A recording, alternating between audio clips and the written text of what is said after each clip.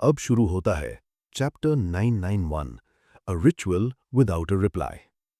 Private communication खत्म होते ही Kline ने द वर्ल्ड गर्मन स्पैरो के रूप में नजर कैटलिया पर डाली। उसकी आवाज शांत थी, लेकिन शब्दों में साफ उद्देश्य झलक रहा था। क्वीन मिस्टिक को सूचित करें कि मैं उनसे किसी महत्वपूर्ण विषय पर मुलाकात करना चाहता हूं। समय और स्थान उनके अनुसार तय हो सकता है। Queen mistake. ये शब्द सुनते ही लेवर्ड पहले पल के लिए चौंक गया। फिर उसे अचानक एहसास हुआ तो मैम हर्मिट 5 सीज के ऊपर मौजूद शाही शक्तियों का प्रतिनिधित्व करती हैं। कैटलिया ने हल्की सी आईब्रो सिकोड़ी। उसकी नजर में स्पष्ट सतर्कता थी।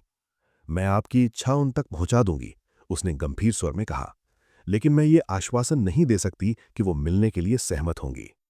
द वर्ल्ड ने बिना किसी भावनात्मक उतार चढ़ाव के सिर हिलाया। ठीक है। उसके लिए ये अपेक्षित था।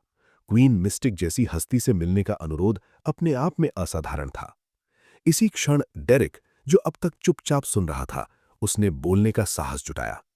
उसने पहले मिस्टर हैंग्डमैन और फिर मिस्टर वर्ल्ड की ओर देखा, जैसे अनुमति मांग रहा हो।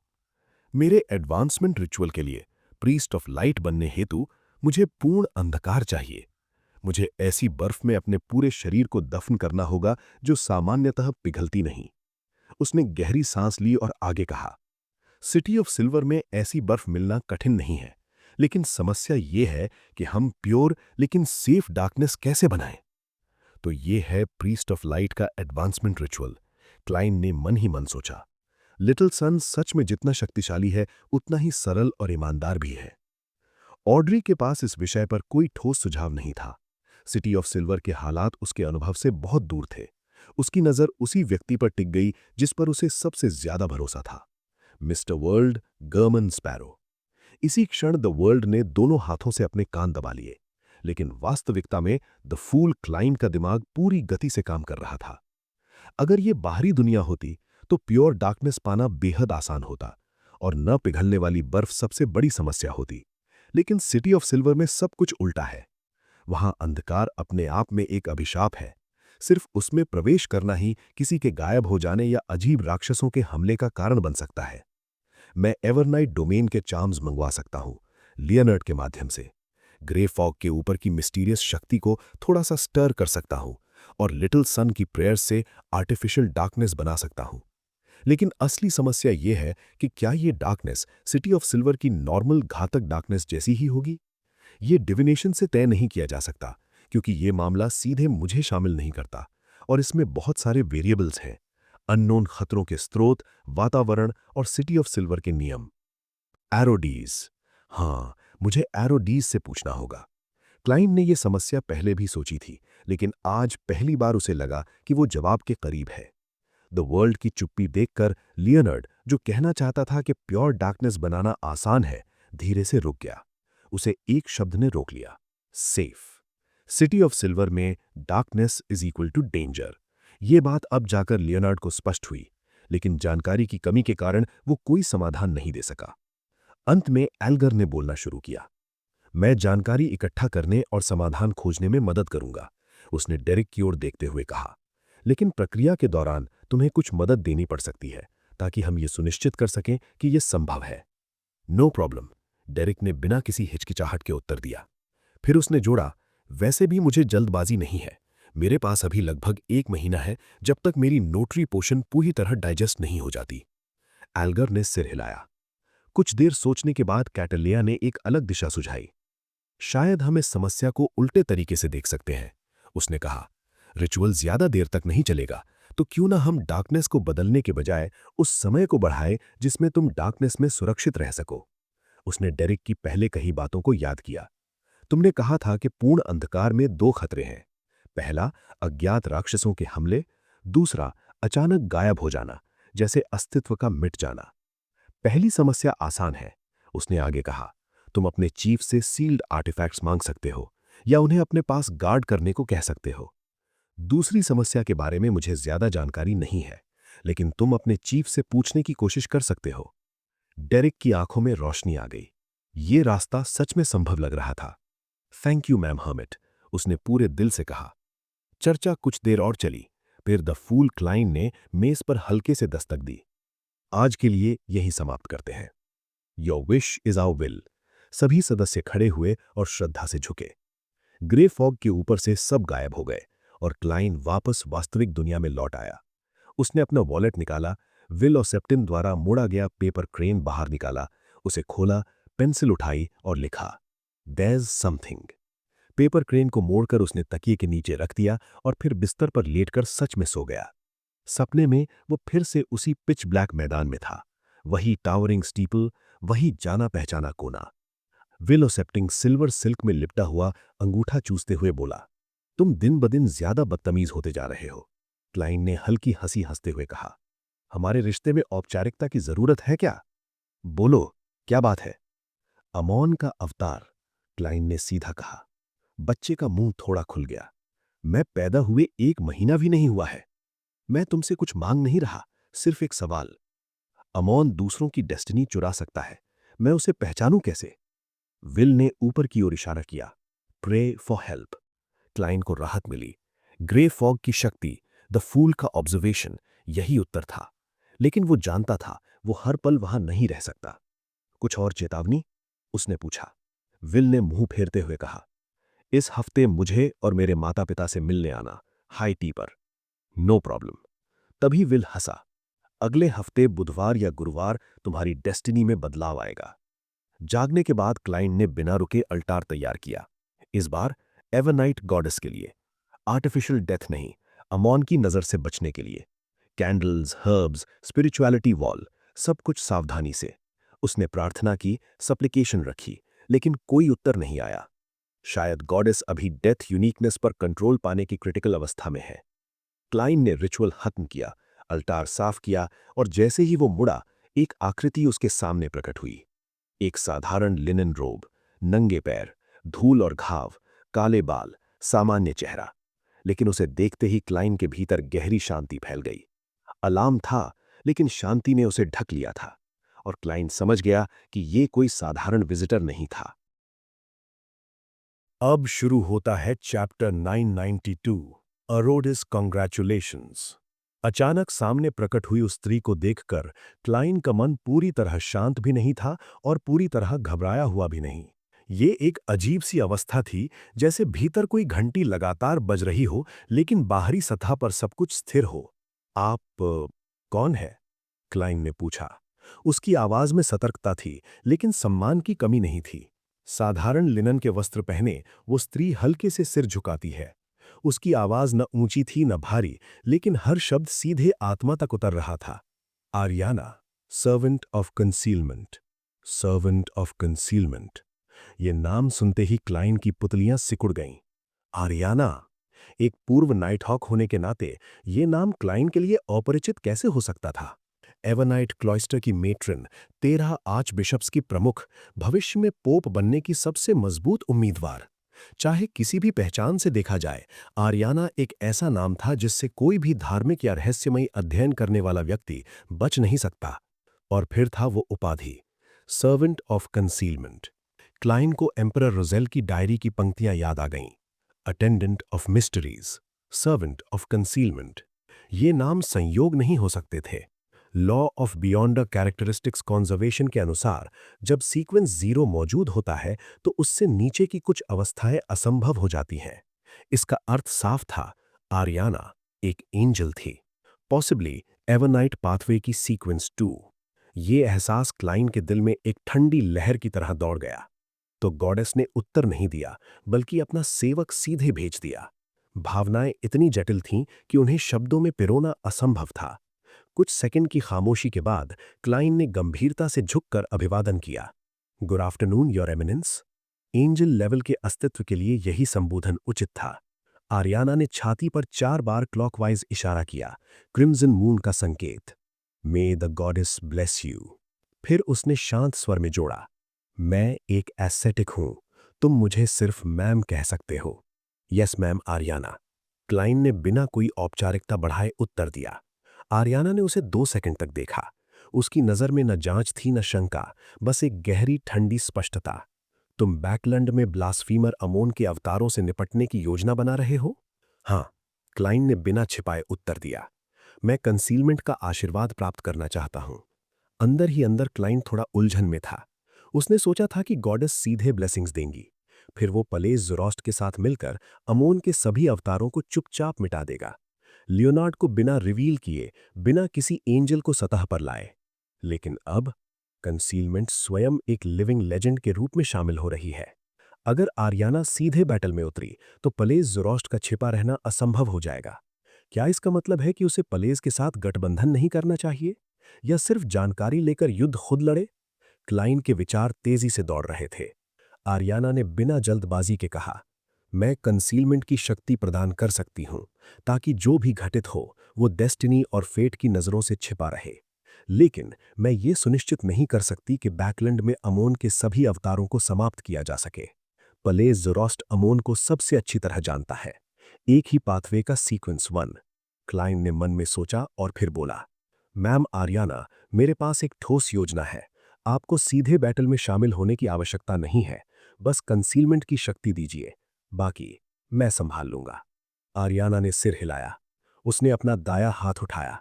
हथेली पर प्रकाश के बिंदु चमक उठे। धीरे धीरे वे एक प्रतीक में ढल गए। एक गहरा क्रिस्टल जैसा कोट ऑफ आर्म्स, मानो ऑब्सिडियन से बना हो। देखो तो उसका अस्तित्व तीव्र लगे, न देखो तो मानो गायब हो जाए। ये मेरा एवरनाइट कोट ऑफ आर्म्स है, आर्याना ने समझाया। इसमें स्वयं कोई शक्ति नहीं है, लेकिन जब इसे सक्रिय किया जाएगा तो ये मुझसे कहीं भी संपर्क स्थापित करेगा। ऑपरेशन शुरू करने से पहले इसे उपयोग करना, मैं कंसीलमेंट की शक्ति प्रदान करूंगी। अगर तुम्हें सीधी सहायता चाहिए तो एंशिएंट हर्मीज में मेरा नाम आर्याना उच्चारित करना। ये एक पोर्टेबल आल्टार था, एक चलता फिरता रिचुअल। एंजल लेवल पर प्रार्थनाओं की सीमा पूरी दुनिया तक फैल चुकी थी। क्लाइन ने बिना झिझक के उसे स्वीकार किया और झुका। Thank you. उसने भी क्रिम्सन मून का संकेत बनाया। Praise the lady, praise the lady, Aryna ने उत्तर दिया। अगले ही पल वो ऐसे गायब हो गई जैसे किसी ने उसे रियलिटी से मिटा दिया हो। कंसीलमेंट में प्रवेश, क्लाइन ने सोचा, लेकिन उसके मन में एक नई शंका उभरी। एवरनाइट पाथवे टेलीपोर्टेशन में निपुण नहीं है। विंटर कंट्री से बैकलैंड इतनी जल्दी? या तो आर्याना पहले से यहीं थी, या फिर कुछ बहुत गहरा घट रहा है। बैकलैंड के नीचे कोई बड़ी लहर उठ रही है। क्लाइन ने मन को स्थिर किया और ड्वेन डांतेज का रूप धारण किया। फिर उसने कागज कलम उठाई, कंसीलमेंट और मिस्ट्री से जुड़ा एक प्रतीक बनाया। अंतिम रेखा खींचते ही कमरे का फुल बॉडी मिरर गहरे शुद्ध अंधकार से चमक उठा। फिर आकाश में आतिशबाजी, सोने, चांदी, लाल और नीले रंग फूट पड़े। शब्द उभरे, welcome back great master, your humble servant Arrodes आपको आपकी सत्ता का एक हिस्सा वापस पाने पर बधाई देता है। एक दिन पूरी दुनिया आपकी नजर के सामने निशब्द होकर झुकेगी। क्लाइन चुपचाप देखता रहा। ये मिरर हमेशा की तरह बेहद ज्यादा उत्साही था। फिर शब्द बदले, ग्रेट मास्टर, मेरे लिए आपके क्या निर्देश है? क्लाइन ने शांत स्वर में पूछा। एक स्थान है जहां डार्कनेस स्वयं घातक है। वहां सेफ लेकिन प्योर डार्कनेस कैसे बनाई जाए? मिरर की रोशनी स्थिर हो गई। क्या आप the forsaken land of the gods की ओर इशारा कर रहे हैं? हाँ, सिल्वर अक्षर तेजी से उभरे। उस भूमि का अंधकार दो शक्तियों से बना है। पहली, एवरनाइट गॉडेस की डिवाइन रिमेन्स, दूसरी, सेकंड क्रिएटर की विरासत। तो ये था मिस्ट्री। क्लाइन अगला प्रश्न पूछने ही वाला था कि अचानक शब्द बदले। ग्रेट मास्टर, क्या हम एवरनाइट गॉडेस से जुड़े विषयों पर चर्चा करें? मिरर पर एक छोटा स्टिक फिगर भी उभा। क्लाइन मुस्कुराया। ठीक है। मिरर की रोशनी फिर जीवंत हो गई। दो समाधान मौजूद है। पहला, करप्शन को स्वीकार करना और क्रीचर ऑफ डार्कनेस बन जाना। दूसरा, ड्रीम वर्ल्ड के माध्यम से डार्कनेस का निर्माण करना, जिससे स्पिरिट बॉडी को ड्रीम्स द्वारा सुरक्षित रखा जा सके। और क्लाइन समझ गया, अब उसके पास रास्ता है। अब शुरू होता है चैप्टर 993, अनदर पॉसिबिलिटी। रात के अंधकार में आत्मा को सपने की सुरक्षा देना, ताकि अंधेरे के खतरे की घुसपैठ धीमी हो जाए। आरोडेस के उत्तर को पढ़ते हुए क्लाइन के मन में अचानक कई बिखरी हुई कड़ियां एक साथ जुड़ने लगीं। ये बिल्कुल वैसा ही था जैसे देवताओं के युद्ध के खंडारों में, जहां रात होते ही सोना अनिवार्य था। अगर कोई जागता रहता तो या तो वो गायब हो जाता या किसी अज्ञात भयावह चीज द्वारा निगल लिया जाता। इसका अर्थ साफ था, फसेकन लैंड ऑफ द गॉड्स का अंधकार पूरी तरह से एवरनाइट गॉडेस के नियंत्रण में नहीं था। अगर कोई वहां अंधेरे में गायब हो जाता तो वो फॉगी टाउन में नहीं पहुंचता। तो फिर वो कहां जाता?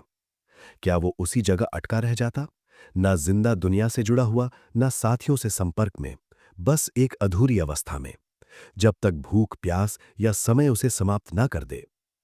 इन विचारों के बीच क्लाइन को लगा कि वो असली समस्या को समझने के करीब पहुंच चुका है। लेकिन ये समाधान लिटिल सन के लिए शायद काम का नहीं था। प्रीस्ट ऑफ लाइट के एडवांसमेंट रिचुअल में उसे प्योर डार्कनेस में बर्फ के भीतर दफन होना था, और उस समय उसे अपने शरीर पर पूरा नियंत्रण चाहिए था। यानी अगर वो लंबे समय तक अंधेरे में सुरक्षित रह सका, रिचुअल अधूरा ही रह जाएगा। इसका मतलब, क्लाइन ने मन में निष्कर्ष निकाला, ये रास्ता फिलहाल बेकार है। अब सबसे समझदारी भरा कदम यही था कि लिटिल सन अपने चीफ से सिटी ऑफ सिल्वर में पूछे। उसके जवाब के आधार पर ही कोई ठोस योजना बनाई जा सकती है। उससे पहले लियोनार्ड से बात करके ये जरूर जाना जा सकता है कि क्या अस्थायी ड्रीम वर्ल्ड के साथ अंधकार बनाया जा सकता है। जहां तक पहले विकल्प की बात थी, अंधकार की करप्शन स्वीकार करके राक्षस बन जाना, क्लाइन ने उस विचार को बिना सोचे समझे ही खारिज कर दिया। एक्स्ट्रा ऑर्डिनरी दुनिया में ये सीधा सीधा आत्महत्या थी। आरोडेस के उत्तर को स्वीकार करते हुए क्लाइन ने सिर हिलाया। उसे याद आया, उसके पास अभी भी एक सवाल पूछने का अधिकार था। कुछ पल सोचने के बाद उसने कहा, सियर पाथवे की सीक्वेंस 3, स्कॉलर ऑफ योर, उसका पोषण फॉर्मूला मुझे कहां मिल सकता है? फुल बॉडी मिरर की सतह पर पानी सी लहरें उठी। दृश्य बदला। एक अंधेरा कैथीड्रल दिखाई दिया, जिसमें कोई प्राकृतिक रोशनी नहीं थी। क्लाइन का दिल हल्का सा कांप गया। वो इस जगह को पहचानता था। यही वो स्थान था जहां ज़ारातुल, जो एक मॉन्स्टर में बदल चुका था, छिपा हुआ था। लेकिन इस बार कैथीड्रल के भीतर वे विशाल धुंधले मैगेट्स नहीं थे। क्लाइन की पुतलियां फैल गईं। तभी चांदी जैसे अक्षर उभरे, ग्रेट मास्टर, ज़ारातुल गायब हो चुका है। मैं उसे ढूंढ नहीं पा रहा हूं। गायब।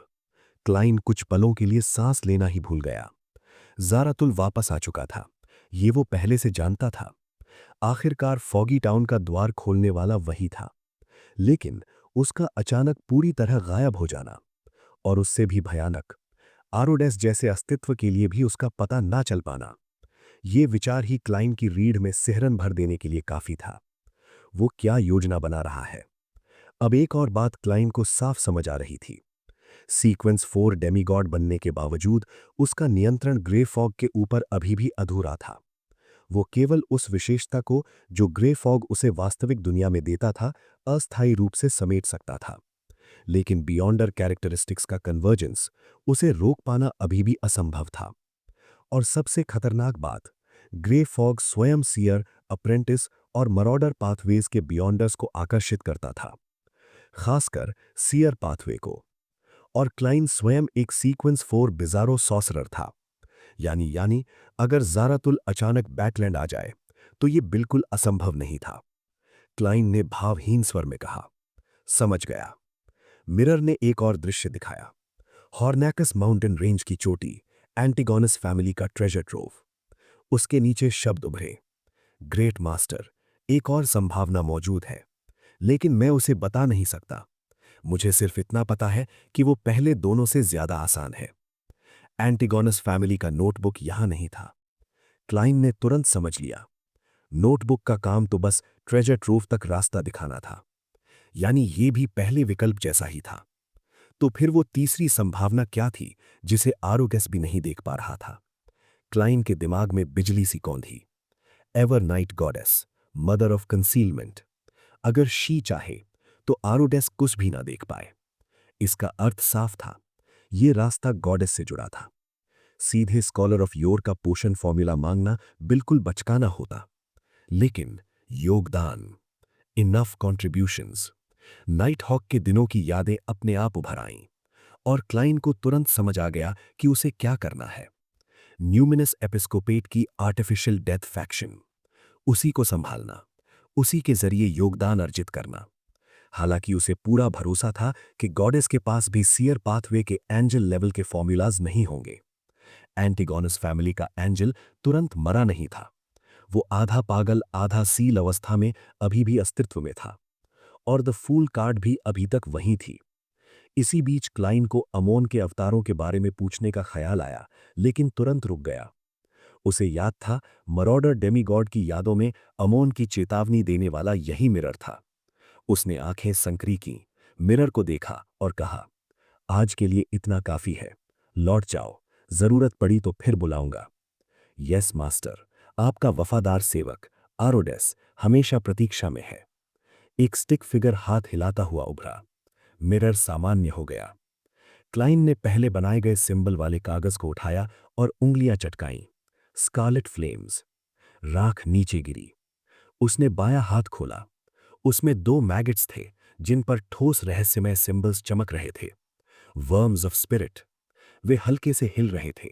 कमरे में पागलपन और विचित्रता भर रहे थे। रोशनी असमान रूप से कम ज्यादा होने लगी। अचानक क्लाइन ने दाहिना हाथ आगे बढ़ाया और उन्हें दबाने की कोशिश की। रुका, फिर उठाया, फिर दबाया, कई बार। आखिरकार उसने पूरा बल लगा दिया, एक अदृश्य कंफ्यूज करने वाली कड़क की आवाज के साथ। उसके सिर में तेज चुभन हुई। ऐसा लगा जैसे आत्मा फट रही हो। ये दर्द गन शॉट या तलवार की चोट से भी ज्यादा था। क्लाउन की शक्ति से उसने चेहरे की मांसपेशियों को नियंत्रित किया। कुछ सेकंड बाद उसने कनपटियां रगड़ी। हर वर्म ऑफ स्पिरिट की मृत्यु स्पिरिट बॉडी को नुकसान पहुंचाती है। मेरी सीमा 6 है। अभी रुकना ही बेहतर था। कम से कम अगर युद्ध के दौरान कोई मार्योनेट नष्ट हो जाए तो वर्म्स को वापस लेने का मौका रहेगा। अमोन के वर्म्स ऑफ टाइम से ये अलग था। सब कुछ जांच लेने के बाद क्लाइन ने रिचुअल मटेरियल्स निकाले और द फूल को प्रार्थना की। फिर 2 वर्म्स ऑफ स्पिरिट के अवशेष, 2 सिल्वर प्लेट्स और विल ऑक्सेप्टेंस से मिला सिंबल। इनसे उसने 2 सिल्वर ब्लैक बुलेट्स बनाए, गहरी सुस्त रोशनी वाले। सिर्फ देखने भर से सोच धीमी पड़ जाए। डिविनेशन ने पुष्टि की। लक्ष्य पर लगते ही पूर्ण पैरालिसिस। सीक्वेंस 3 तक भी 1-2 सेकंड के लिए। Control spirit bullets. क्लाइन ने डेथ नेल में उन्हें भर दिया। फिर उसने पैट्रिक ब्रायन के नाम एक पत्र लिखा। अब तुम्हारा मिशन है हाई लेवल चार्म्स और बियॉन्डर बुलेट्स जुटाना। Messenger summoned. काले फ्लेम्स से एक ट्रांसलूसेंट पक्षी बना। पत्र लेकर वो गायब हो गया। अंत में क्लाइन ने दूसरा पत्र लिखा, लियोनार्ड के लिए। अमोन के अवतारों से निपटने की तैयारी अब पूरी तरह शुरू हो चुकी थी। अब शुरू होता है चैप्टर 994 प्रिल्यूड। Pinster street number 7। रात गहराने ही वाली थी। लियोनार्ड, जो खास तौर पर टैरो गैदरिंग में शामिल होने के लिए वापस आया था, सेंट सैमुअल कैथीड्रल के बेसमेंट जाने की तैयारी कर रहा था। वहां उसे फाइल्स पढ़नी थी ताकि रात में आत्माओं को शांति देने की तैयारी पूरी हो सके। लेकिन तभी उसकी नजर अचानक धुंधली हो गई और अगले ही पल उसने देखा एक मैसेंजर, काले रंग की पूरी ड्रेस पहने और उसके हाथों में 4 सुनहरे बालों वाले लाल आंखों के कटे हुए सर। लियोनार्ड जरा भी नहीं चौंका। आखिर वो एक सोल अश्योरर था। स्पिरिट बॉडी वाले ऐसे अस्तित्व वो पहले भी देख चुका था। उसने क्लाइन का लेटर लिया। शुक्रिया कहने का मौका तक नहीं मिला, क्योंकि रेने टिनेकर बिना रुके शून्य में कदम रखकर गायब हो चुकी थी। लियोनार्ड ने धीमी आवाज में बड़बड़ाया, ओल्ड मैन, क्लाइन के पास इतनी हाई लेवल की मैसेंजर क्यों है? क्या ये ब्लेस्ड होने का कोई खास पर्क है? पहले तो उसे लगा था कि ये हर टैरो क्लब मेंबर के साथ होता होगा, लेकिन अब समझ आ गया वो बस उसकी कल्पना थी। पैलेस जोरास्ट की हल्की बूढ़ी आवाज दिमाग में गूंजी, ये शायद सिर्फ क्लाइन मोरेट्टी के लिए है।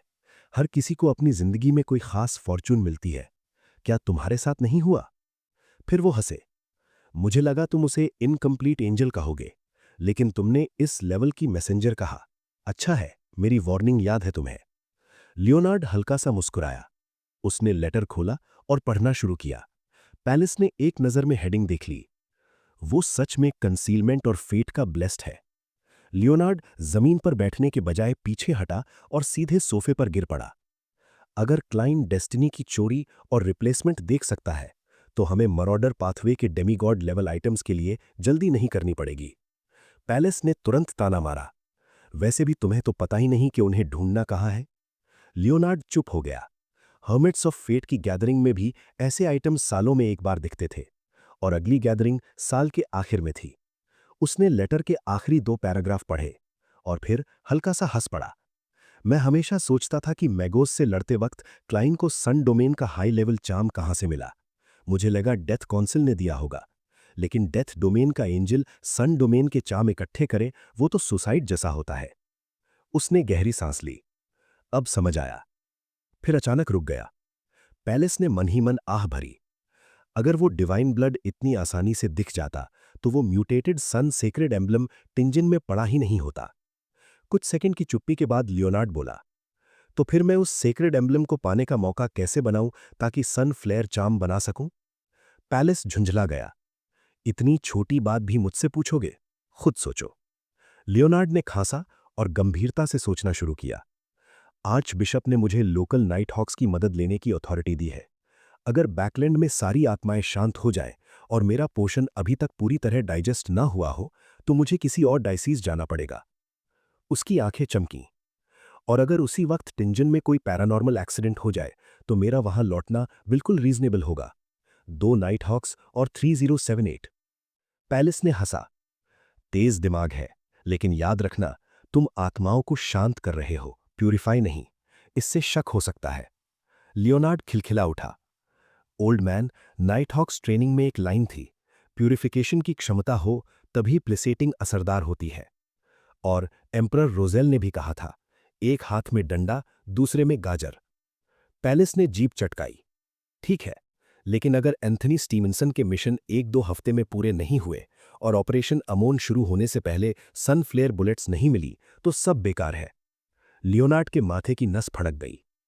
उसने खुद को संभाला और बड़बड़ाया, सैंग्विन को सजा देने वाला मिशन कब शुरू होगा? चरवुड बरो के एक अपार्टमेंट में फॉर्स सोफे पर बैठी नॉवल पढ़ रही थी। शियो बूट्स पहनते हुए बाहर निकलने लगी। फॉर्स बोली, इतनी जल्दी क्या है? उस जेंटलमैन ने कहा था मिशन तुरंत नहीं मिलेगा। शियो ने पलट कर देखा। मैं बाउंटी हंटर हूं, मेरे अपने मिशन भी होते हैं। फिर वो रुकी और बोली, फॉर्स, क्या तुम्हें नहीं लगता मिस जस्टिस मिस ऑड्री जैसी लगती है? फॉर्स हक्की बक्की रह गई। फिर हंसते हुए बोली, ऐसा कैसे हो सकता है? लेकिन अगले ही पल सारे क्लू दिमाग में चमक गए। Spectator pathway, psychology alchemists, noble lady, blond बाल, ग्रीन आंखें। उसने धीरे से कहा, नामुमकिन नहीं है। शियो बोली, और जो मिशन ऑड्री देती थी शायद वो टैरो गैदरिंग से आते थे। फॉर्स ने सर हिलाया, और मिस्टर फूल का ऑनरिफिक नेम भी, वो भी तो ग्लिंट के बुक से मिला था। अचानक फॉर्स सतर्क हो गई। शियो, हमें गैदरिंग की बातें कम करनी चाहिए। शियो ने जोर से सर हिलाया। ठीक है। ईस्ट बरो की एक बार में शियो बार काउंटर पर बैठी। आज कोई नया मिशन? कोई खास नहीं। फिर उसने पूछा, शर्मन को काफी समय से नहीं देखा, पता है कहाँ है? बारटेंडर हंसा, शायद किसी आदमी के साथ भाग गया हो। शियो गंभीर हो गई, ये मजाक की बात नहीं है। और वो उसे ढूंढने निकल पड़ी। ब्रेव हार्ट्स बार, आयरन गेट स्ट्रीट। भीड़ से गुजरते हुए एमलिन वाइट अंदर पहुंचा। कुछ छोटा सा काम है, उसने कहा। अर्नेस्ट बोयर नाम के आदमी पर नजर रखनी है। Reward 100 pounds. इयान चौंक गया। टारगेट खतरनाक है, एमलिन बोला। ये पैसे असल में मिस जजमेंट के रिस्क के लिए थे। इयान ने हाथ बढ़ाया। एडवांस, एड्रेस, डेंजर लेवल और पोर्ट्रेट हो तो बेहतर। एमलिन ने 30 पाउंड रखे और एक तस्वीर दी। इयान ने देखा, लाल आंखें? हाँ, एमलिन ने धीमे से कहा। और रोज स्कूल ऑफ थॉट के बारे में भी कुछ क्लू चाहिए। इयान ठिठक गया। रोज स्कूल ऑफ थॉट? कहानी अब और गहरी होने वाली थी। अब शुरू होता है चैप्टर 995, कंजॉइंट पर्सन। एमिलिन ने इयान की तरफ देखा, हाथ उठाकर अपनी नाक दबाई और हल्का सा हंस पड़ा। लगता है तुम मेरी बात समझ नहीं पा रहे हो। कोई बात नहीं, उसने आराम से कहा। थोड़ा आसान तरीके से बताता हूं। मुझे साउदर्न कॉन्टिनेंट से आए विदेशियों की जानकारी चाहिए, खास तौर पर स्टार हाइलैंड्स और पास रिवर वैली से आने वालों की। इयान बिल्कुल शांत रहा। उसने बिना नाराज हुए जवाब दिया, लेकिन बैकलैंड में साउदर्न कॉन्टिनेंट के प्योर ब्लड लोग बहुत हैं। जिन इलाकों का तुम नाम ले रहे हो वहां से आए लोग भी आम हैं। तुम्हें असल में कैसी जानकारी चाहिए? एमिलिन फिर हंसा। थोड़े अलग टाइप के लोग, जिनके कामकाज में कुछ गड़बड़ हो, जो रहस्यमय लगते हो। तुम समझ रहे हो मैं क्या कहना चाहता हूँ? इयान ने सिर हिलाया। ऐसे लोग तो बहुत मिल जाएंगे। बैकलैंड में ऐसे लोग या तो नौकर होते हैं, या मजदूर, या फिर चोर, जो गैंग्स का हिस्सा होते हैं। और आखिरी वाले तो तुम्हारे सारे क्राइटेरिया पे फिट बैठते हैं, अजीब, संदिग्ध और रहस्यमयी। एमिलिन इसके लिए पहले से तैयार था। उसने बिना ज्यादा मुस्कुराए हल्के से सिर हिलाया। ठीक है, जो भी लोग इस डिस्क्रिप्शन में आते हो उनकी सारी जानकारी मुझे दे दो। फिल्टरिंग मैं खुद कर लूंगा। शुरुआती इन्वेस्टिगेशन के लिए मैं 50 पाउंड डाउन पेमेंट दूंगा। उसके बाद जो भी काम की जानकारी मिलेगी, हर एक के लिए 20 पाउंड अलग से। कुछ सेकंड सोचने के बाद इयान ने पूछा, और ये तय कौन करेगा कि कौन सी जानकारी काम की है? उसके लिए 50 पाउंड जैसी रकम शुरुआती काम के लिए काफी थी। इतने में वो ईस्ट बरो से लेकर चर्वुड बरो तक आधा महीना दर्जन भर लोगों से जांच करवा सकता था। एमिलिन ने उसे ऊपर से नीचे तक देखा और हल्का सा ताना मारा।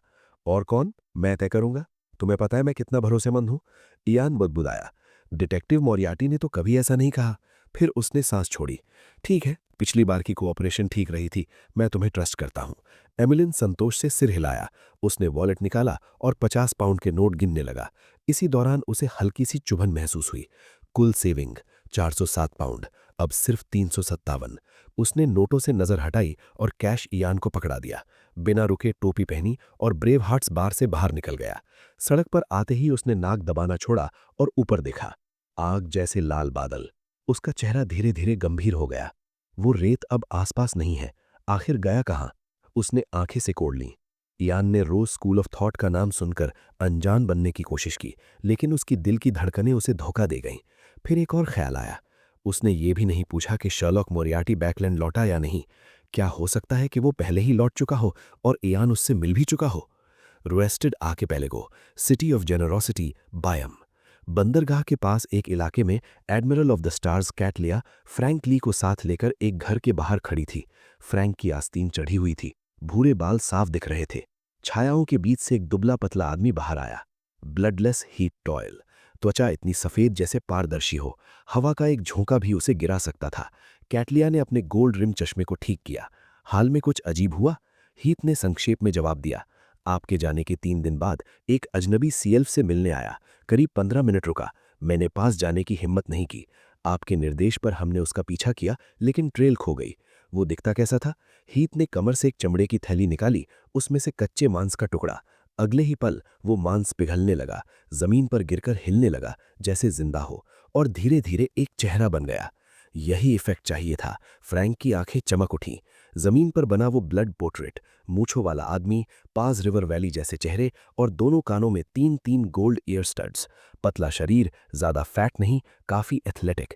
हीथ ने जोड़ा, और फिर? कैटलिया ने पूछा।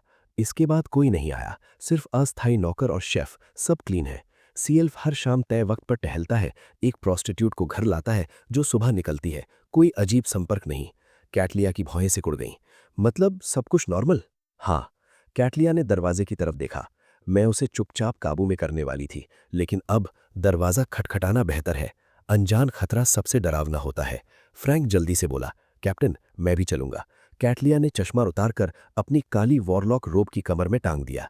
ठीक है। वो दरवाजे की तरफ बढ़ी। ऊपर देखा। बादलों के बीच क्रिम्सन मून चमक रहा था। उसने उंगलियां मोनी और 3 बार दस्तक दी। दरवाजा खुला। सीएल्फ वैसा ही था, दुबला, सांवला, आंखें सूजी हुई, जबरन मुस्कान। एडमिरल, इस बार क्या बात है? कैटलिया ने उसे घूरा, फिर धीरे से बोली, मेरे पास एक नया आइडिया है। मैं तुम्हें अपनी क्रू का हिस्सा बनाना चाहती हूँ। सीएल्फ का चेहरा बिगड़ा। क्यों? कैटलिया की आंखें ठंडी हो गई। क्योंकि मैं एक पायरेट हूँ। पायरेट्स को वजह नहीं चाहिए। सीएल्फ फिर मुस्कुराया। मैं नाविक बन सकता हूँ, लेकिन एक आर्टिजन शहर में ज्यादा काम का होता है। सही, लेकिन उससे पहले तुम्हें कुछ वक्त फ्यूचर पर बिताना होगा। सीएल्फ की आवाज बदल गई। मुझे डर है कि मैं खुद को कंट्रोल नहीं कर पाऊंगा। मुझे हर दिन प्रोक्रिएट करने की तेज इच्छा होती है। सच में? फ्रैंक की आंखें चमक उठी। कैप्टन, क्या ये मेरे एक्सपेरिमेंट्स में मेरा असिस्टेंट बनेगा? मुझे ये ट्रेड बहुत पसंद है। कैटलिया ने कुछ सेकंड चुप रहकर सिर हिलाया। हाँ। फ्रैंक ने खुशी से हाथ बढ़ाया। मिलकर खुशी हुई। फ्यूचर का फर्स्ट मीट, फ्रैंक ली। सीएल्फ ने उलझन में हाथ मिलाया। तो मैं सच में थोड़े वक्त के लिए फ्यूचर पर रहूंगा। मेरी रेपुटेशन की गारंटी। सीएल्फ ने कंधे उचका दिए। ठीक है, वैसे भी मैं आपसे लड़ तो नहीं सकता। वो मुड़ा, सीढ़ियों की तरफ चला, फिर रुककर बोला, आज की चांदनी हमेशा की तरह खूबसूरत है ना? और गायब हो गया। उसी पल कैटलिया का चेहरा सख्त हो गया। उसने देख लिया था, सीएल्फ अब एक कंजॉइंट पर्सन था। चांदनी में वो और भी ताकतवर हो रहा था। ये मेरे बस का नहीं, उसने मन ही मन कहा। मुझे हर मेजेस्टी को लिखना होगा और गहमन स्पैरो से मीटिंग भी नहीं भूलनी है। ऊपर क्रिम्सन मून खामोशी से चमक रहा था। Backlund, Hillston Borough, East Balam military veterans mess, Dwayne Dantes और माख्त अपनी अपनी कैब से उतरे और साथ में लॉबी में दाखिल हुए।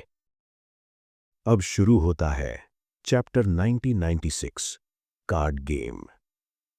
ईस्ट बालम मिलिट्री वेटरन्स मेस के अंदर कदम रखते ही क्लाइन ने अपनी छड़ी और टोपी अपने वैलेट एनूनी को सौंप दी। तभी उसकी नज़र सामने खड़े एक शख्स पर पड़ी, लोएन किंगडम के मिनिस्ट्री ऑफ डिफेंस के कर्नल कैल्विन। आर्मी यूनिफॉर्म में, हाथ में रेड वाइन का ग्लास, लंबे चेहरे वाला ये ऑफिसर मुस्कुराया और ड्वेन डांटेस की तरफ ग्लास उठाया। लॉन्ग टाइम नो सी, क्लाइन मुस्कुराते हुए आगे बढ़ा। सच में काफी वक्त हो गया। कैल्विन ने तुरंत हाथ बढ़ाया। कांग्रेचुलेशंस, आपने कमाल का काम किया। हर कोई बहुत खुश है। मैं भी, क्लाइन ने लोएन स्टाइल की शालीन भाषा में जवाब दिया और हाथ मिलाया। मार्क्ट ने कैल्विन की ओर देखा और हंसते हुए बोला, जब तुमने पहली बार ड्वेन का इंट्रोडक्शन कराया था तो मुझे तुम्हारे जजमेंट पर शक था, लेकिन अब समझ आता है कि तुम पार्लियामेंट के मेंबर क्यों हो। मार्क्ट ने भी उसी सभ्य अंदाज में जवाब दिया। जो भी ड्वेन के साथ काम करता है उसे ये साफ दिख जाता है कि वो इसमें एक्सपर्ट है। कैल्विन ने एक घूंट वाइन लिया और यूं ही पूछ लिया, इस बार कितना कमाया? फिर तुरंत जोड़ा, डोंट वरी, मैं इसके चक्कर में प्राइसेस नहीं बढ़ाऊंगा, बस क्यूरियोसिटी है। 20,000 पाउंड्स गोल्ड में, क्लाइन ने मिड वैल्यू बताई। असल में कमाई 20,000 पाउंड्स थी, लेकिन मिस मैसेंजर को 10,000 देने के बाद उसके हाथ सिर्फ 15,000 ही आए थे। कैल्विन ने सिर हिलाया, बुरा नहीं, अगर गोल्ड बार्स को गोल्ड कॉइन्स में बदलना हो तो मैं इंपीरियल मिंट फैक्ट्री में किसी से मिलवा सकता हूं।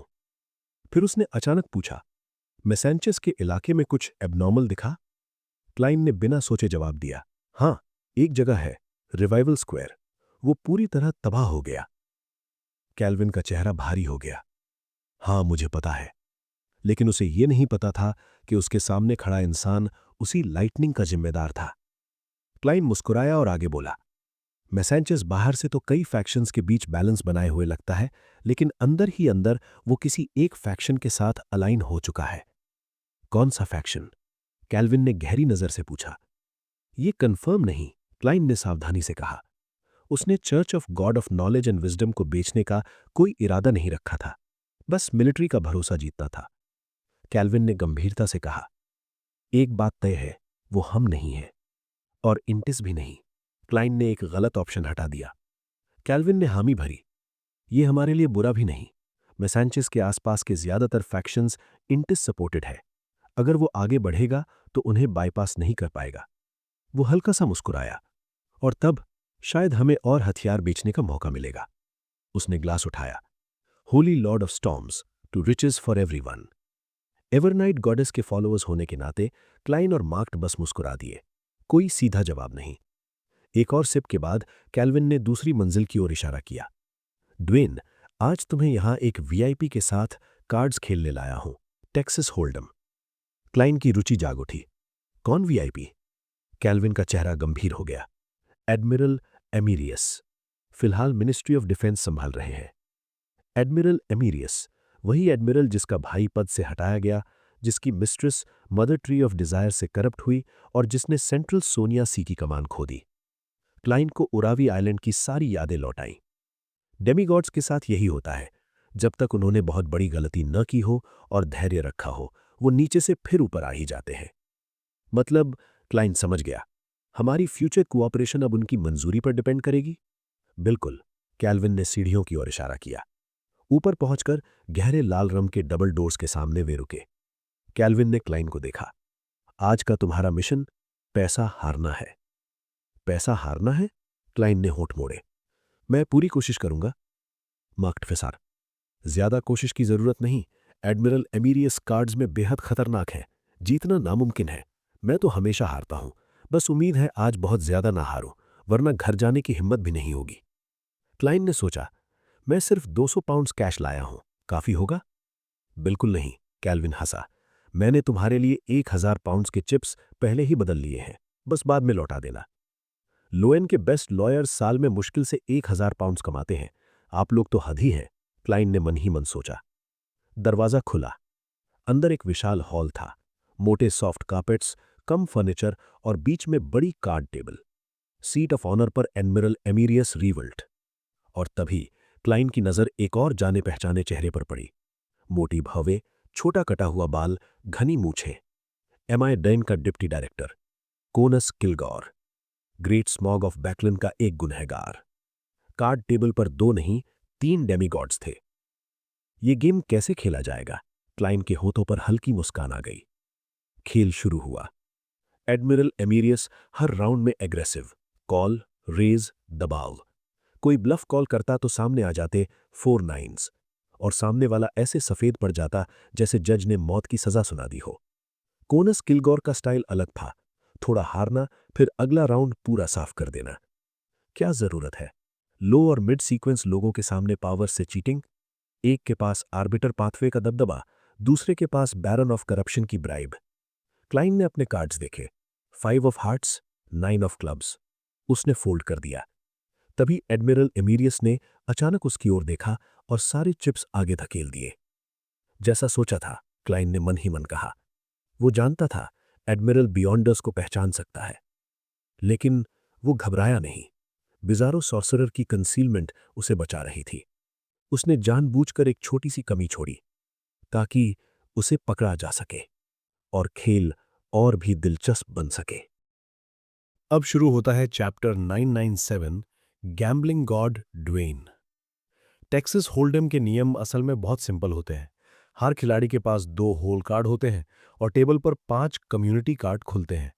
इन 7 कार्ड्स में से किसी भी 5 कार्ड का सबसे बड़ा कॉम्बिनेशन जीत तय करता है। कम्युनिटी कार्ड 3 स्टेज में आते हैं। पहले 3 कार्ड जिन्हें कहते हैं फ्लॉप, फिर चौथा कार्ड टर्न और आखिर में 5वां कार्ड रिवर। हर स्टेज पर खिलाड़ी के पास ऑप्शन होता है फोल्ड, चेक, कॉल या रेज। क्लाइन उंगलियों में एक मेटल चिप घुमाते हुए अगले कुछ राउंड्स में अपनी किस्मत को डिवाइन कर रहा था, लेकिन उसे साफ साफ समझ नहीं आ रहा था कि कौन सा राउंड लकी होगा। डेमीगॉड्स के खिलाफ ये हल्की फुल्की डिविनेशन बिल्कुल काफी नहीं है, उसने मन ही मन सोचा। क्या हर राउंड आंखें बंद करके पूरा ड्रीम डिविनेशन करूं? अगर ऐसा किया तो ड्वेन डैंटिस का नाम स्लीपिंग गैम्बलिंग गॉड पड़ जाएगा। वो अंदर ही अंदर हंस पड़ा। अभी तक वो एक स्मॉल ब्लाइंड और एक बिग ब्लाइंड हार चुका था। तभी उसकी नजर एक चीज पर गई। कोनस किलगॉर एडमिरल अमीरियस से 20 पाउंड हार चुका था। Successful bribe. क्लाइन ने तुरंत समझ लिया। एडमिरल शायद ये जानता है कि कोनस पावर इस्तेमाल कर रहा है, लेकिन ये नहीं जानता कि वो खुद एक डेमीगॉड है। अगला राउंड मजेदार होगा। नया राउंड शुरू हुआ। इस बार जब क्रूपियर ने क्लाइन को 2 नए होल कार्ड दिए, उसने उन्हें देखा तक नहीं। उसने मेटल चिप कार्ड्स के ऊपर रख दी, साफ संकेत कि वो कार्ड देखने का इरादा ही नहीं रखता। 2 लोग फोल्ड कर गए। एडमिरल अमीरियस ने अपने कार्ड्स पर एक नजर डाली और 5 पाउंड के चिप्स टेबल के बीच फेंक दिए। रेज। मख ने कॉल किया। कोनस किलगॉर ने बिना झिझक 20 पाउंड का रेज लगा दिया। कैल्विन ने कार्ड्स देखे, कुछ सेकंड सोचा और फोल्ड कर दिया। अब बारी आई ड्वेन डैंटेस की। उसने बिना गिने चिप्स की एक मुट्ठी उठाई और टेबल पर डाल दी। क्रूपियर ने तुरंत कहा 20 पाउंड, कॉल। ड्वेन हल्का सा हंसा। लगता है मैं अभी इन चिप्स का आदी नहीं हुआ हूं, मुझे लगा था 50 डाल दी होगी। लेकिन उसने बाकी के 30 पाउंड नहीं डाले। अब फिर से बारी थी एडमिरल अमीरियस की। बिना किसी की तरफ देखे उसने 10 पाउंड के 5 चिप्स आगे धकेल दिए। एक और रेज। उसकी आवाज शांत थी, जैसे ब्लैक टी ऑर्डर कर रहा हो, लेकिन टेबल पर दबाव जम गया। माख्ट फोल्ड कर गया। कोनस किलगॉर ने अपनी नाक की ऊंची ब्रिज को रगड़ा, चारों तरफ देखा और बोला, कॉल। ड्वेन डैंटिस मुस्कुराया। कॉल। अब टेबल पर सिर्फ 3 लोग बचे थे। क्रूपियर ने फ्लॉप खोला। 2 of spades, 9 of hearts, king of spades. Admiral ने तुरंत कहा 50 पाउंड। बिना रुके सीधा दबाव। कोनस के हाथ हल्के से कांपे, लेकिन उसने 50 पाउंड डाल दिए। ड्वेन का चेहरा शांत था। कॉल। कैल्विन के माथे पर हल्की चिंता आ गई। कार्ड देखे बिना इतना पैसा डालना सीधा पैसा फेंकना था। फिर आया टर्न। 9 of spades. अब टेबल पर 3 स्पेड्स थे। फ्लश का चांस बहुत बढ़ गया था, लेकिन एडमिरल फिर भी नहीं रुका। 100 पाउंड। कोनस ने हिचकिचाते हुए कॉल किया। ड्वेन ने वही मुस्कान रखी। कॉल।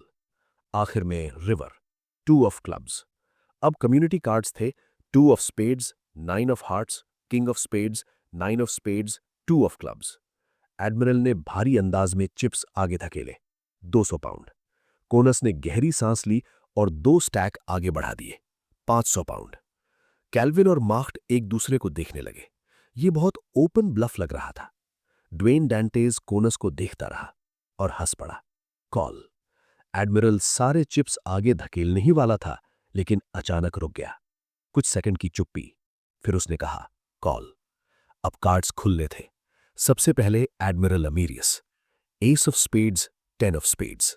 एक शानदार फ्लश। फिर कोनस। पहले किंग ऑफ डायमंड्स, फिर 9 ऑफ क्लब्स। Full house. सब चौंक गए। लेकिन तभी ड्वेन डैंटेज ने मेटल चिप हटाई और अपने कार्ड पलटे। 2 of hearts, 2 of diamonds. Table पर पहले से 2 ऑफ स्पेड्स और 2 ऑफ क्लब्स थे। 4 ऑफ अ काइंड। सबसे छोटा लेकिन सबसे ताकतवर। Praise the lady. ड्वेन ने चौंकने का अभिनय किया। एडमिरल ने हल्की ताली बजाई। Interesting round. कोनस ने गहरी नजर से देखा। मैंने सोचा भी नहीं था कि आखिरी विनर तुम होगे। क्लाइन के मन में एक ही बात गूंज रही थी, मैं जीतूंगा ही, क्योंकि तुम दोनों गलत इंसान पर ध्यान दे रहे थे। असल में कार्ड खेल रहा था विनर एनूनी, और ड्वेन डैंटेस बस किस्मत का चेहरा था। उसी पल गैम्बलिंग गॉड का जन्म हो चुका था। अब शुरू होता है चैप्टर 998 एस्टैब्लिशिंग रिलेशंस। गहरे नीले रंग की आंखें, क्रू कट बाल जो हाई सोसाइटी में कम ही दिखते हैं।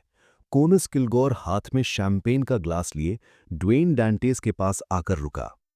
हल्की मुस्कान के साथ उसने कहा, आज आपकी किस्मत बहुत अच्छी थी और हिम्मत भी कमाल की थी।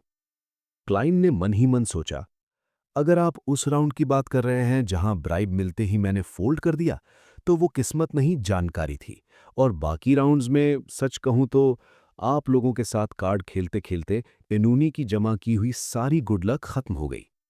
उसने अपने हाथ में मौजूद हल्के सुनहरे रंग की शराब को घुमाया और हंसते हुए बोला, जो इंसान नतीजों की परवाह ही नहीं करता, उसे डर किस बात का। फिर हल्के मजाकिया अंदाज में जोड़ा, प्रेज द लेडी। ये लोएन स्टाइल का यूफेमिज्म था, मतलब साफ था, वो यहां पैसा हारने आया था, और अगर जीत हुई तो वो किसी देवी की मेहरबानी थी, उसकी काबिलियत नहीं। कोनस किलगोर आज ज्यादा नहीं हारा था, करीब 100-200 पाउंड। आम इंसान के लिए ये बड़ी रकम थी, लेकिन MI9 के डिप्टी डायरेक्टर और एक छुपे हुए डेमीगॉड के लिए सैलरी उसकी कमाई का सबसे छोटा हिस्सा थी। उसने मुस्कुराकर सिर हिलाया। इंसान अक्सर किस्मत की साजिशों को देख नहीं पाता। आप दिलचस्प इंसान हैं, आपसे मिलकर खुशी हुई। ये आखिरी लाइन तारीफ भी थी और बातचीत खत्म करने का इशारा भी।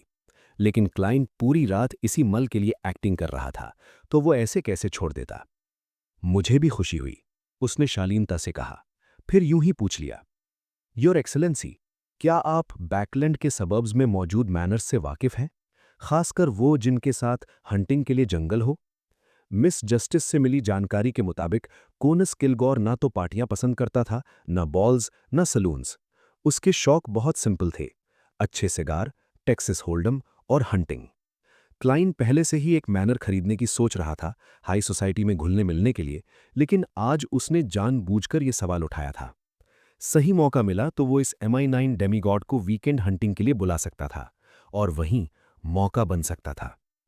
कोनस ने एक घूंट शैंपेन लिया और कुछ सोचकर बोला, मैं ध्यान रखूंगा, कुछ सही मिला तो किसी को भेज दूंगा। बॉकलैंड स्ट्रीट है ना? हाँ, वहीं खबर पहुंच जाएगी।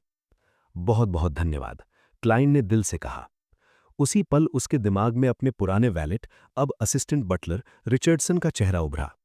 वो लड़का सुबह जल्दी निकलता, रात को देर से लौटता, सिर्फ इसलिए कि मैनर्स की लिस्ट परफेक्ट बना सके, और अब एक सवाल से उसकी सारी मेहनत बेकार। कॉन्ट्रैक्ट्स में पार्टी ए सच में सबसे ज्यादा खतरनाक होती है। क्लाइन ने मन ही मनाह भरी। ठीक है, ये सब खत्म होने के बाद टेनेजा से कहूंगा उसकी सालाना सैलरी 5 पाउंड बढ़ा दे। आज के गेम में 5 पाउंड तो 1-2 रेज में उड़ गए। तभी उसे महसूस हुआ कि कोई उसे देख रहा है। उसने नजर उठाई। एडमिरल एमेरियस रीवेल्ट। सख्त चेहरा, पुराना मिलिट्री अनुशासन। एडमिरल ने हल्के से सिर हिलाया और नजर हटा ली। ना बातचीत, ना गिरफ्तारी। आखिर ड्वेन डैंटेस मिलिट्री का वर्किंग पार्टनर था और ऐसे लोगों का बियॉन्डर बनना कोई अनोखी बात नहीं थी। उसी वक्त कर्नल कैल्विन और member of parliament marked wine glass लिए उसके पास आ गए। ये सब क्या हो गया? कैल्विन ने दबे हुए गुस्से में पूछा। क्लाइन ने दोनों हाथ फैला दिए। मैंने तो अपने कार्ड्स देखे ही नहीं। मतलब साफ था, ये सब किस्मत थी, किसी देवी की मेहरबानी। मार्क्ड ने कड़वी मुस्कान के साथ सिर हिलाया। इतना हार गए हैं कि घर लौटने की हिम्मत नहीं हो रही। ड्वेन डैंटेस ने हैरानी दिखाई। कब हारे? फिर चिप्स की तरफ इशारा किया। मेरे पास तो वही 1000 पाउंड बचे हैं जो मैंने शुरू में लगाए थे। बाकी तो आप ही के हैं ना? कैल्विन और मार्क्ड एक दूसरे को देखने लगे, फिर हंस पड़े। शायद टेंशन में गलत गिनती कर ली, कैल्विन ने सिर हिलाया। क्लाइन हंसा और बातचीत का रुख खाने की तरफ मोड़ दिया। City of silver, twin towers में से एक टावर की चोटी। डेरिक बर्ग फिर से कॉलिन इलियट के सामने खड़ा था। आपको मुझसे कुछ पूछना है? कॉलिन ने शांत स्वर में पूछा। डेरिक ने झुककर कहा, हाँ your excellency. Priest of light बनने के लिए मुझे प्योर डार्कनेस चाहिए, लेकिन वो बेहद खतरनाक है। क्या कोई दूसरा रास्ता है? कॉलिन ने गंभीरता से सुना, फिर कहा, पहले ये तय करो, प्योर डार्कनेस चाहिए या जीरो लाइट वाली डार्कनेस? दोनों में बहुत फर्क है। डेरिक के जहन में तुरंत स्पायर के डंजन्स घूम गए, जहां उसने ब्लास्फीमर अमोन को देखा था। कुछ पल सोचकर उसने कहा, तो वो जीरो लाइट वाली डार्कनेस किसी बाहरी शक्ति से कंट्रोल होती है? कॉलिन ने दीवार पर टंगी क्रॉस जैसी तलवारों की ओर देखा और आह भरी। हाँ, इसलिए उसे प्योर डार्कनेस नहीं कहते। डेरिक ने कड़ियां जोड़नी शुरू की। तो डार्क एजेस से पहले की रातें भी खतरनाक नहीं थीं?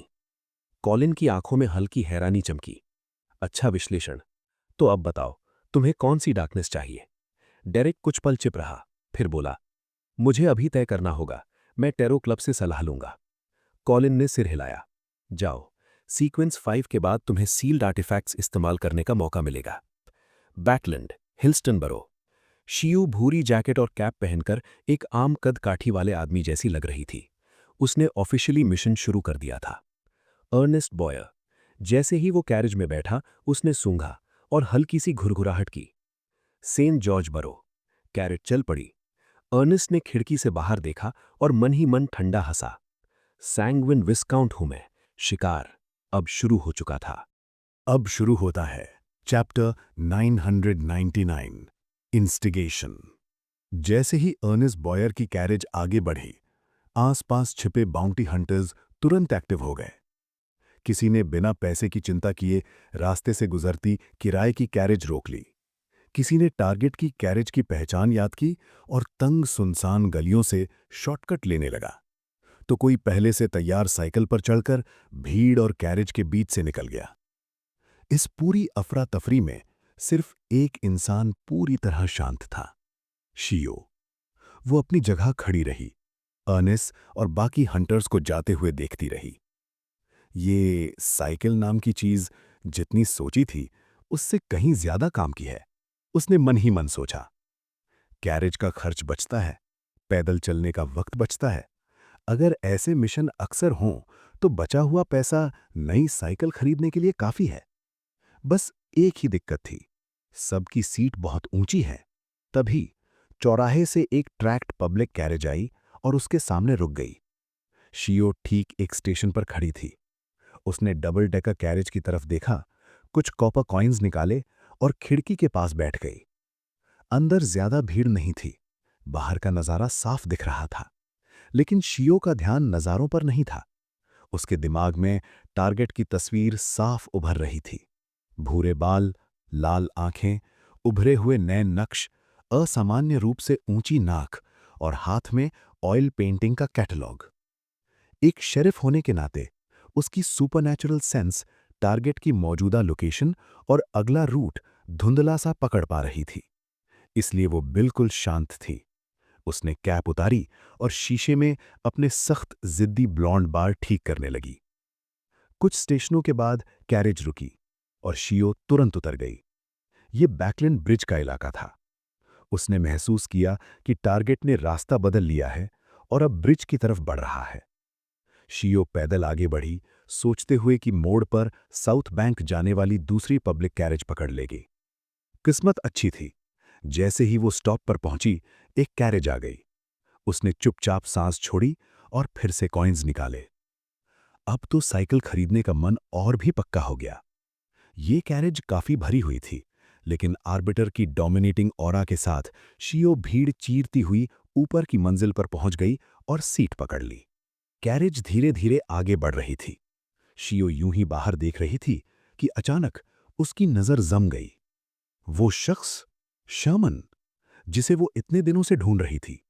शर्मन हाथ में ब्रेड के लंबे लोव्स से भरा एक पेपर बैग और न्यूज़पेपर्स का बंडल लिए एक सकरी गली में घुस रहा था।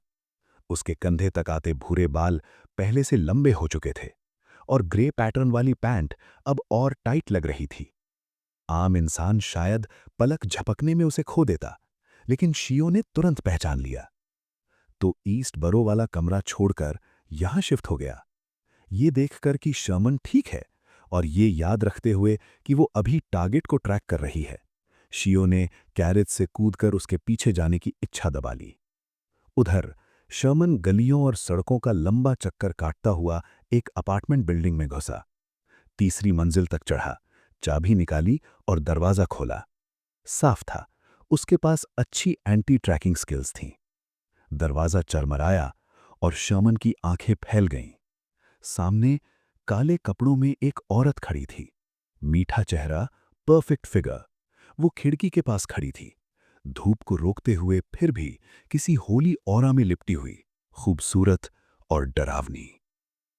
आप यहां? शर्मन ने हैरानी से पूछा। उसकी एडम्स एप्पल हल्की से हिली। उसने निगल लिया। अगले ही पल उसने नजर फेर ली। मैडम ट्रिसी, वो हकलाया। ट्रिसी मुस्कुराई। कमरे की रोशनी जैसे थोड़ी बढ़ गई। तुम मेरी तरफ देख क्यों नहीं पा रहे? उसने छेड़ते हुए पूछा। मुझे नहीं पता, मुझे तो मर्द पसंद हैं, फिर भी आपको देखकर अजीब ख्याल आ रहे हैं। शर्मन जमीन की तरफ देखते हुए बोला। ट्रिसी का चेहरा पल भर के लिए जटिल हुआ, फिर वो सामान्य हो गई। औरतें भी खूबसूरती की कद्र कर सकती हैं। उसने लुक कर कहा, मैं आज एक मिशन देने आई हूं। पहले तुम्हारी प्रोग्रेस मुझे बहुत पसंद आई थी, लेकिन हाल में वो रुक गई है। शर्मन का चेहरा डर से सफेद पड़ गया। मुझे नहीं लगता अब इसकी जरूरत है। वो पीछे हटा। मुझे लोगों को चोरी, डकैती और हत्या के लिए उकसाना पसंद नहीं। ये बहुत बुरा है। ट्रिसी शांत रही। शर्मन बोलता गया, शुरुआत में भी जिन लोगों को आपने मरवाया वो हद से ज्यादा था। हाँ, उन्होंने मुझे सताया, लेकिन उन्हें मरना जरूरी नहीं था। ट्रिसी मुस्कुराई। लेकिन तब तुम यही नहीं कहते थे। तुम्हें उनसे नफरत थी। जैसे ही तुम्हें पावर मिली, तुम बदला लेने को उतावले हो गए। उसके शब्द शर्मन के कानों में हथौड़े की तरह पड़े। मुझे रोज डरावने सपने आते हैं, वो चीखा। खून से सने लोग मुझे काटते हुए। ब्रेड जमीन पर गिर गई। ये नॉर्मल है, ट्रिसी ने काट दिया। एक असैसिन के लिए ये जरूरी बदलाव है। क्या तुम उन्हें मारना नहीं चाहते थे जब वो तुम्हें सताते थे? हाँ, शर्मन फुसफुसाया। तो इसे सेल्फ डिफेंस समझो। ट्रिसी की आवाज में ऐसा आकर्षण था कि मान लेना आसान हो गया। शर्मन शांत होने लगा। इस तरह सोचूं तो आसान लगता है। ट्रिसी मुस्कुराई। और डर किस बात का? जिंदा रहते हुए वो तुम्हारा कुछ नहीं बिगाड़ पाए, मरकर क्या करेंगे? उसने फुसफुसाया। एक और पोषण, और तुम सब आत्माओं को जला सकोगे। लेकिन शर्मन अभी भी हिचकिचाया। ट्रिसी ने मुस्कुराते हुए कहा, जो बुराई निकली वो पहले से उनमें थी, तुम सिर्फ ट्रिगर हो। उसने आखिरी चोट की। बस एक कदम और, फिर तीसरा पोषण, और तुम पूरी तरह एक औरत बन जाओगे। शर्मीन, कितना अच्छा नाम है। फिर तुम बैकलैंड छोड़ दोगे।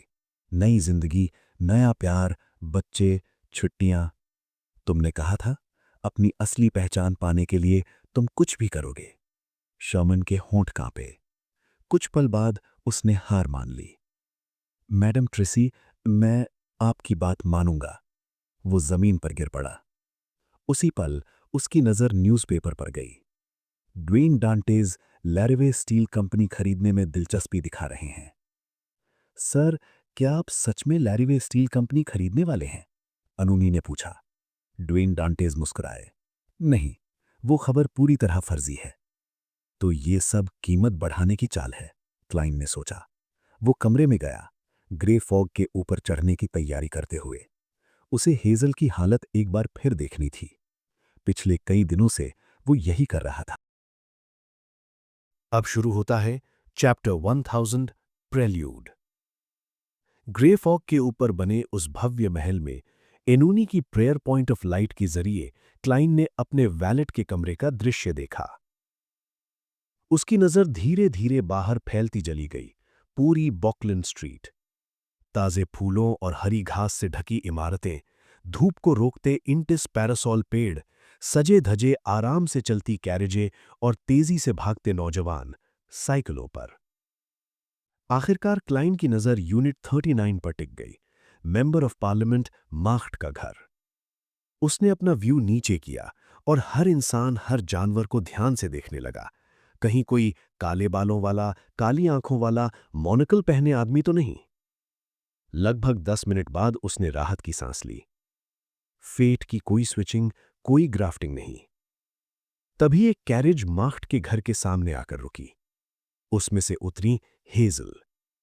घुंघराले काले हरे बाल, चमकती गहरी भूरी आंखें।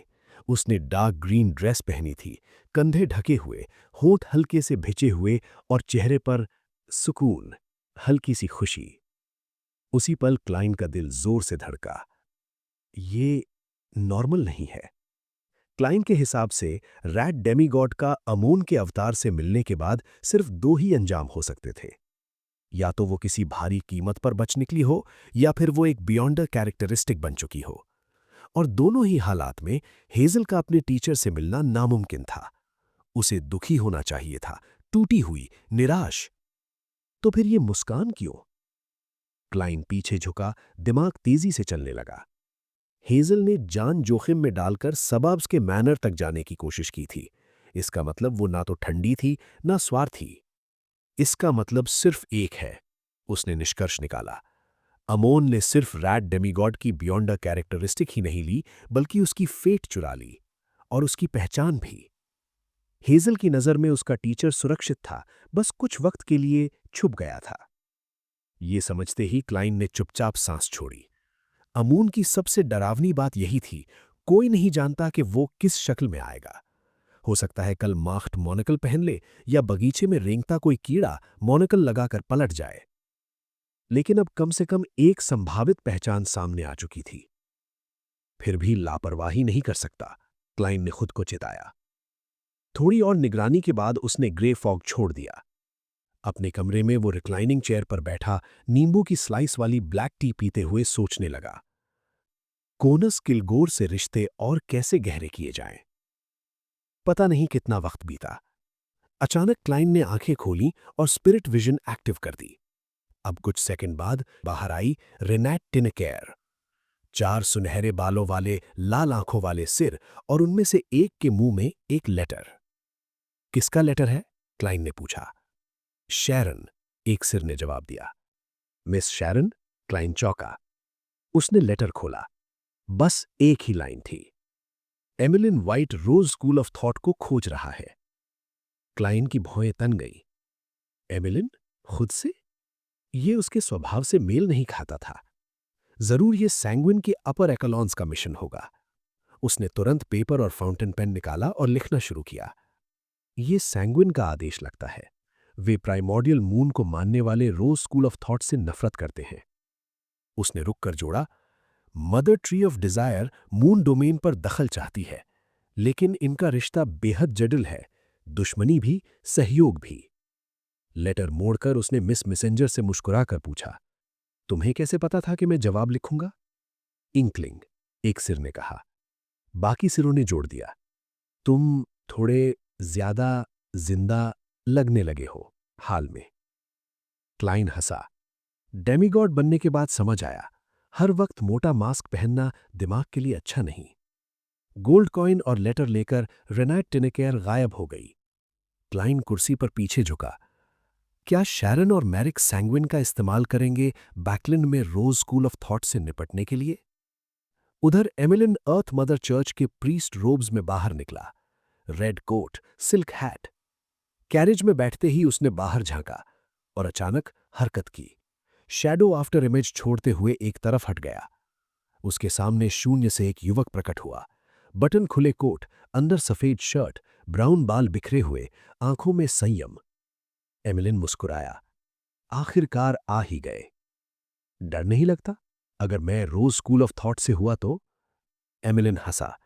इतिहास मुझे पता है और टेम्परेंस फैक्शन की गद्दारी भी। नाम? मेरिक। एमिलिन ने सिर हिलाया। सैंग्विन की ऊपरी परत से मिला मिशन है। मेरिक आगे झुका।